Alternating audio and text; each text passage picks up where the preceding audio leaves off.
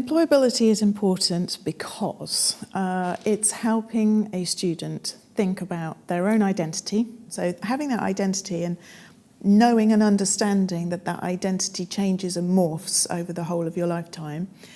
So that requires a certain skill, which is self-awareness, being able to stop, think and reflect. Look back on what have you done, what have you achieved, what's of value to you, and how can you use that? How can you capitalise on that value and make that obvious to an employer? So you're thinking about your me brand, your I brand, your personal brand. You know, what makes you unique? What makes you special? What makes you attractive to an employer? Okay, the basic idea about graduate identity is that in order for a graduate to be able to gain entry to any employment, any job, and therefore the career prospects that follow on from that, they need to be able to present themselves to those who are what we might call the gatekeepers to that job. That is, those who are involved in the selection and recruitment process. They need to, in effect, persuade them that they are the kind of person who can do the kind of things that would constitute the graduate job that they're applying for, the kind of person that can do what is required to pursue a career in the particular area that they're applying for. So they need to engage in that process of persuading them that they are such a person. It's not just that they have the degree certificate, it's that they can persuade them that they are the sort of person who can do the kind of things which are required. Not only to get into the job in the first place, but also to sustain that, to continue to do that. So they need to persuade not just those who are the recruiters, but also those who then become their managers, who become the other people they have to deal with in the ongoing work that they undertake.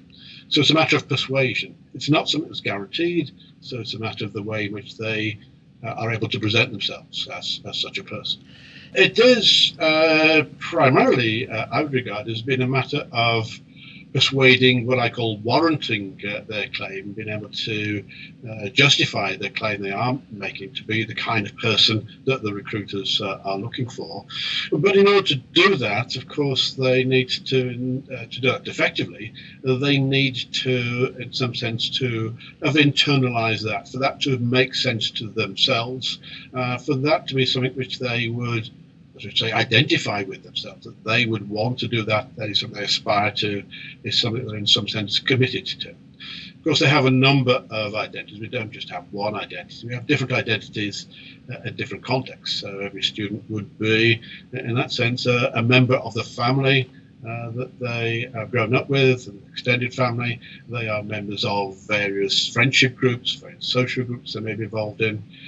So it's the way in which they interplay between those different identities and their aspired to professional identity that they need to address. And it's the way in which they handle that that then I would suggest is important in terms of the degree to which they're likely to be successful in those aspirations.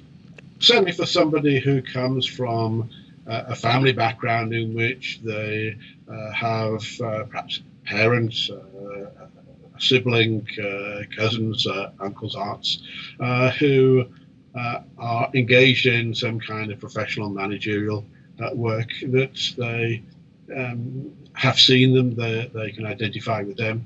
That would provide them what we might call role models for them to follow.